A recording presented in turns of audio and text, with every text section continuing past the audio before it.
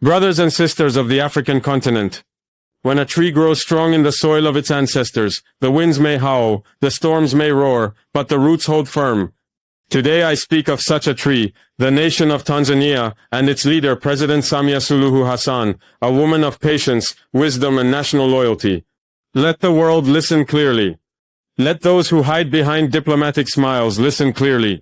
Let those who send money through back doors and messages through journalists listen carefully. What we are witnessing in Tanzania today is not new. It is a chapter in a very old book, a book written in Africa's pain, in Africa's struggle, in Africa's stolen centuries. Whenever an African leader rises with dignity, with independence, with strength, suddenly chaos appears. Suddenly, internal groups receive unexpected support. Suddenly, media begins creating storms from quiet seas. Suddenly, the world pretends to care about democracy, when in truth, they care only about control. This pattern has repeated from Ghana to Guinea, from Congo to Libya, from Burkina Faso to Mali, and now once again in Tanzania. Why? Because Tanzania chose its own path. Because Tanzania decided its own leadership. Because Tanzania did not kneel to foreign masters. The problem is not the election. The problem is independence. Whether the margin was wide, whether the people rallied in overwhelming unity, the issue is not numbers. The issue is not votes.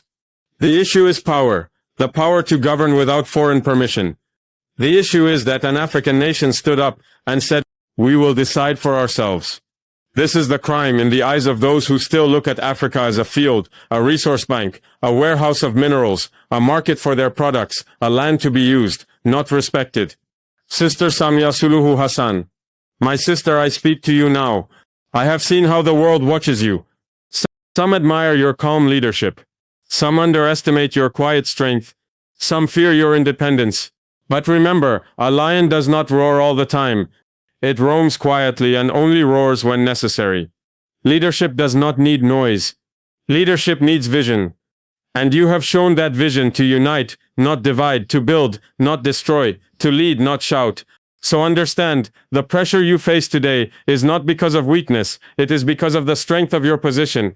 Those who fear your leadership do so because they cannot control you. People of Tanzania, you are the heartbeat of your land. You are the guardians of your soil. Your ancestors fought to defend your future. Do not allow outsiders to speak in your name. Do not let money decide your loyalty. Do not let foreign slogans enter your streets and your tongues. If there are disagreements, solve them as Tanzanians. Talk, debate, argue, but do so inside your home, under your flag, under your identity. When a family has disputes, they do not bring strangers into the house to decide their future. The same applies to a nation, that your unity is your shield. Your division is their opportunity. The conspiracy is not just against one leader, it is against African sovereignty. Every time an African country stabilizes, the same invisible hands begin to shake the ground beneath its feet. When Burkina Faso chose independence, they called us rebels. When Mali chose sovereignty, they called them extremists. When Niger rejected exploitation, they called them irresponsible. Now Tanzania stands proud and they call it controversial. The words change. The excuses change. But the motive remains the same, to prevent Africa from governing itself. Because a stable Africa is strong. A strong Africa is united. And a united Africa cannot be controlled. Let us speak of history. Do you remember how Africa was divided? Lines drawn on maps by strangers in rooms we never entered. Borders formed without our voices. Governments approved or rejected from across oceans. Resources measured not in benefit to Africans, but in benefit to foreign companies. This history is not distant. It is here. It breathes in our politics. It whispers in our media. It hides in our financial systems. But now we are awakening. The youth are no longer blind. The elders are no longer silent. The leaders are no longer kneeling. The age of silent Africa is ending. My message to foreign powers is, we see you. We know you. We recognize your patterns. We recognize your signatures in unrest, your fingerprints in destabilization, your echoes in media narratives. Stop hiding behind the words democracy and human rights. If you respected democracy, you would respect the voice of African voters. If you respected rights, you would respect our right to lead ourselves. Africa is not a chessboard. Africa is not a farm. Africa is not your resource station. Africa is a continent of nations with blood, honor, identity, and destiny. If your influence comes with respect, we welcome conversation.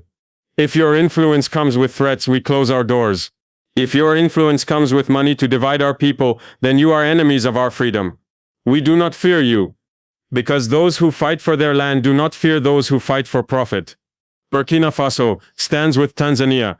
Mali stands with Tanzania. Niger stands with Tanzania. Guinea stands with Tanzania. Africa stands with Tanzania. We will not let another African nation fall. Not to lies. Not to manipulation. Not to manipulation. Not to staged chaos. Not to imported conflict. President Samia Suluhu Hassan. Stand firm. Lead with clarity. Do not bow. Do not retreat. Do not negotiate your sovereignty. Your people will see the truth, and Africa will stand behind you. Youth of Africa, you are the generation of awakening. Do not be fooled by foreign slogans. Do not be used as tools against your own homeland. Your duty is to defend your nation, to protect your future, to honor your ancestors. The world fears the strength of awakened African youth because they know that once Africa is awake, no force on earth can silence it. Africa's destiny will no longer be signed in foreign capitals. It will be written in Dar es Salaam, in Ouagadougou, in Bamako, in Niamey, in Dodoma, in Accra, in Kigali, in Lusaka, in Harare, in the hearts of African people. The era of dependency is over. The era of awakening has begun. Long live Tanzania.